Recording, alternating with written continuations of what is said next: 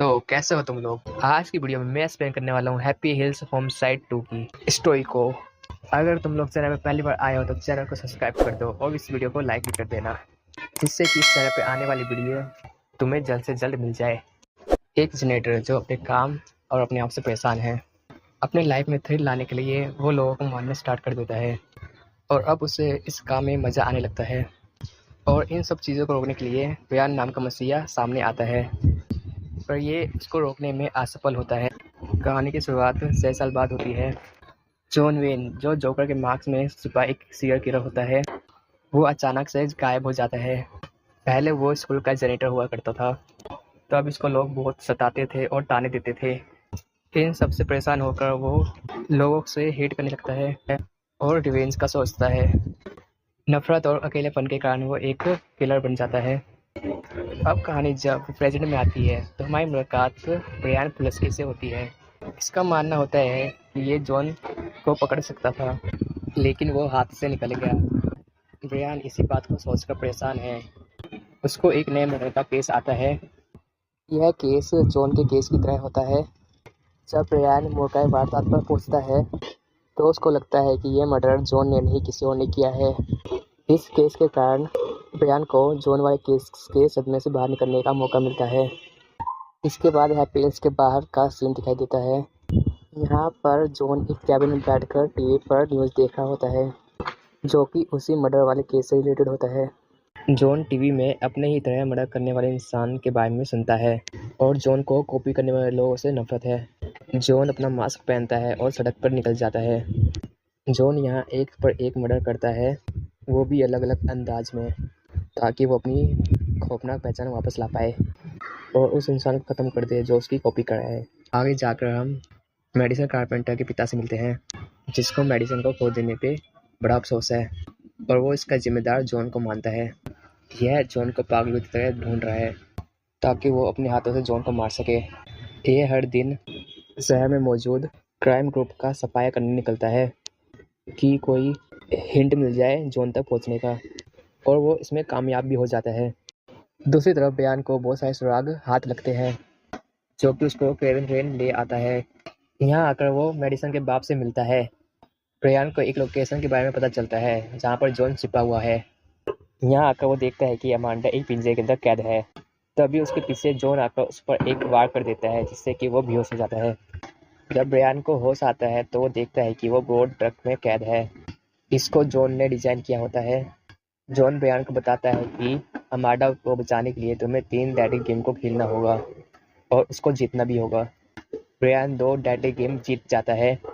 जब वो तीसरा डेडली गेम खेलने जाता है तब उसको एक न्यूज़ रिपोर्टर दिखाई देता है।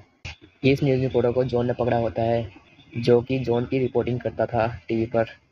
जॉन कहता है कि इस गेम को खेलने के लिए तुम्हें मास्कोट सूट को ढूंढना होगा और उस सूट को इस रिपोर्टर को पहनाना होगा। ब्रियान उस सूट को ढूंढ लेता है और इस रिपोर्टर को पहना देता है। सूट के अंदर ब्रेड होने के कारण ये रिपोर्टर मारा जाता है। जॉन अपने पास्ट के बारे में बताता है। स्टोरी 1967 फॉलोइंग नाइट को शिफ्ट होता है, मतलब 22 साल पहले, जब जॉन एक छोटा सा बच्चा था जिसने वही वाइट मास्क को पहना हुआ है। उसकी माँ जलाकर बोलती है, बिली तुम हमेशा ये घटिया सा मास्क क्यों पहने रहते हो। तभी पालने में उसकी छोटी बहन मेडिसन को दिखाया जाता है। मेडिसन वही है जिसको चैप्टर 1 में मारा था और उसका बाप जॉन को ढूंढ रहा है मारने के लिए। जॉन खेल रहा होता है, तभी जॉन की माँ उस पर चिल्लाने लगती है। इससे गुस्सा आकर जॉन उसको सीढ़ियों से धक्का देकर गिरा के मार देता है। बिली का बाप इस पर विश्वास नहीं करता और इसको यकीन नहीं होती ये बिली ने किया है। इसके कारण वो बिली को ऑर्फनेज में डाल देता है। 7 साल बाद वेड फैमिली बिली को अडॉप्ट करने आते हैं। अब कहानी 1976 क्रिसमस के नाइट को दिखाता है। इसमें वो अपने अडॉप्टेड बाप को भी मार देता है। स्टोरी प्रेजेंट में आती है, जहाँ विलियम जॉन को ढूंढते पहुंचता है। विलियम की मुलाकात जॉन से मिरर रूम में होती है। यहाँ जॉन विलियम को बताता है कि वो उसका बायोलॉजिकल फादर है। विलियम आखिरकार उसको पहचान जाता है। वो कहता है कि तुमने अपनी माँ और बहन को मार दिया है। इस पर जॉन कहता है कि वो बस एक एक्सीडेंट था, क्योंकि वो ऑटो कंट्रोल हो गया था। यह सुनकर विलियम गुस्सा हो जाता है और जॉन को गोली मारने लगता है। मिरर रूम में विलियम यहाँ बहुत से लोगों को मारता है, लेकिन आगे जाकर जॉन उसको पकड़ लेता है। जॉन अपना मास्क हटाता है और अपना असली चेहरा दिखाता है। जॉन कहता है आज जो मैं कुछ भी हूँ तुम्हारी वजह से हूँ, क्योंकि जब तुम वियतनाम वॉर में गए थे तो वो मुझे बहुत मारती थी और यही काम उसके सौतेले बाप ने भी किया था। इसके बाद पर्सपेक्टिव चेंज होता है। यहाँ हमको बयान दिखता है जो कि एक गेम जीतता है और उसमें उसको एक क्रॉसबो मिलता है। वो इस क्रॉसबो को लेके आगे जाता है। यहाँ उसको विलियम दिखाई देता है। यह दोनों मिलकर डिसाइड करते हैं कि जॉन तो मरेगा। आगे जाने पर बयान फंस जाता है। यहाँ वो देखता है कि अमांडा को भी ड्रैगन ने मार दिया। दूसरी तरफ जॉन विलियम को बताता है जब वो मेडिसन को मारा था तो ब्रियान की ड्यूटी उसके घर पे लगी थी, लेकिन ब्रियान बार में दारू पीकर खून था। अगर ब्रियान उस दिन घर के बाहर होता तो जॉन उसको नहीं मार पाता, तो यह सब उसकी गलती है। यह सुनकर विलियम को गुस्सा आ जाता है और वो कहते हैं कि अब वो तुम दोनों को मारेगा।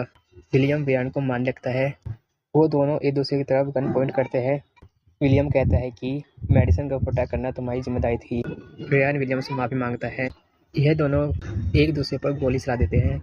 ब्रियान की गोली विलियम को लग जाती है, लेकिन विलियम की गोली का शिकार ब्रियान था ही नहीं, वो था जॉन, जो कि ब्रियान के पीछे छुपा हुआ था। विलियम की सभी गोली जॉन को लग चुकी थी। जॉन ब्रियान से बोलता है कि मैं तुम्हें नहीं मारूंगा डिटेक्टिव, क्योंकि अल्कोहल ही तुम्हारे लिए काफ़ी है। ये सुनने के बाद ब्रियान उसको गोली मार देता है और विलियम से माफ़ी मांगता है। इसके बाद हम देखते हैं कि ब्रियान टीवी देख रहा है दारू पीकर। इसी के साथ ये कहानी ख़त्म हो जाती है। तो यही थी हैप्पी हिल्स होमसाइड 2 की कहानी और मिलते हैं अगली वीडियो में।